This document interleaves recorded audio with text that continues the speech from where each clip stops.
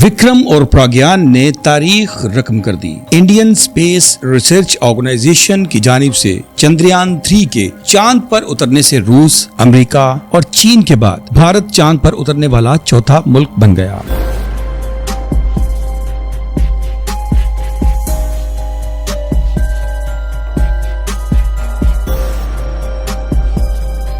दो नाकामियों के बाद भारत का तीसरा खलाई मिशन चांद पर उतरने में कामयाब हो गया। भारत के चंद्रयान 3 चांद के सफर पर 14 जुलाई को रवाना हुआ था।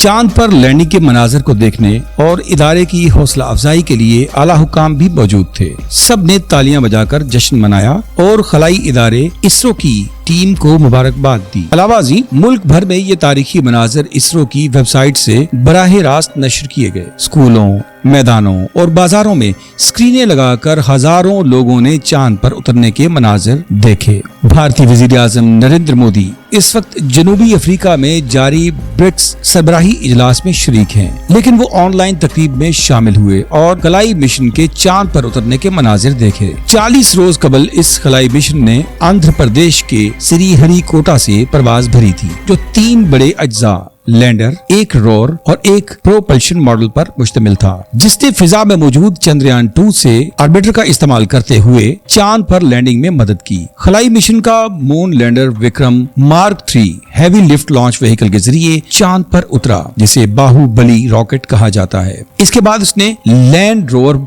प्रज्ञान को छोड़ा, जो चांद की सतह पर चांद के 1 दिन यानी जमीन के 14 दिन के बराबर घूमेगा। खलाई मिशन की रवानगी से कबल भारतीय साइंसदानों ने दावा किया था कि मून क्राफ्ट विक्रम चांद के जनूबी कुतब में उतरेगा, जहां पानी के मॉलिक्यूल्स पाए गए हैं। याद रहे कि 2008 में भारत के पहले मिशन चांद के दौरान की गई इस दरियाफ्त ने दुनिया को हैरान कर दिया था। भारत का दूसरा कमरी मिशन चंद्रयान 2 चंद साल कबल नाकाम हो गया था, लेकिन सबसे ज्यादा हैरानकुन और दुनिया की तवज्जो तलब चीज चांद पर आखिरी मराहिल में उतरना है। जी, जमीन पर किसी हवाई जहाज या चीज के उतरने का मंजर याद रखें। तैयारा ऊंचाई से आहिस्ता आहिस्ता आगे और नीचे की तरफ जाता है और रनवे पर उतरता है। स्काई ड्राइवर जो हवाई जहाज से छलांग लगाते हैं, पैराशूट की मदद से बहिफाजत जमीन पर उतरते हैं। ये दोनों अमल जमीन पर तो मुमकिन है, लेकिन चांद पर मुमकिन नहीं, क्योंकि चांद पर हवा नहीं है।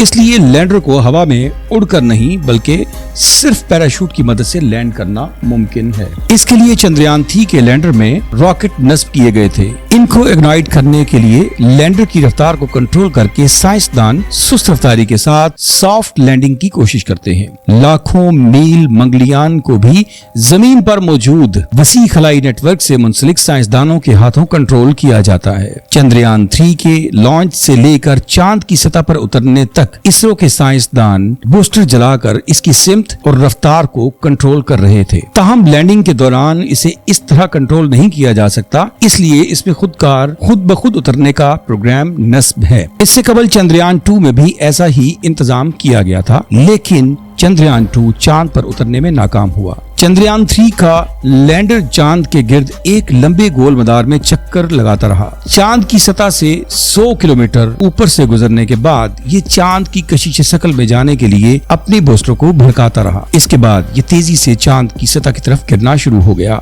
जब ये गिरने लगा तो इसकी रफ्तार बहुत ज्यादा थी। जमीन से चांद तक रेडियो सिग्नल भेजने में तकरीबन 1.3 सेकंड लगते हैं। इस सिग्नल को दोबारा जमीन से पहुंचने में 1.3 सेकंड लगते हैं। इसका मतलब कि इस अमल को मुकम्मल होने में तकरीबन 2.5 सेकंड लगते हैं, यानी कई 100 किलोमीटर फी घंटा की रफ्तार से चांद पर गिरने वाले लैंडर को कंट्रोल करने में 2.5 सेकंड लगते हैं। इस इजाफी वक्त की वजह से लैंडर को ऐसा बनाया जाता है कि लैंडर अपने फैसले खुद कर सके। 7.4 किलोमीटर की बुलंदी से ये कदम ब कदम 6.8 किलोमीटर की बुलंदी तक आएगा।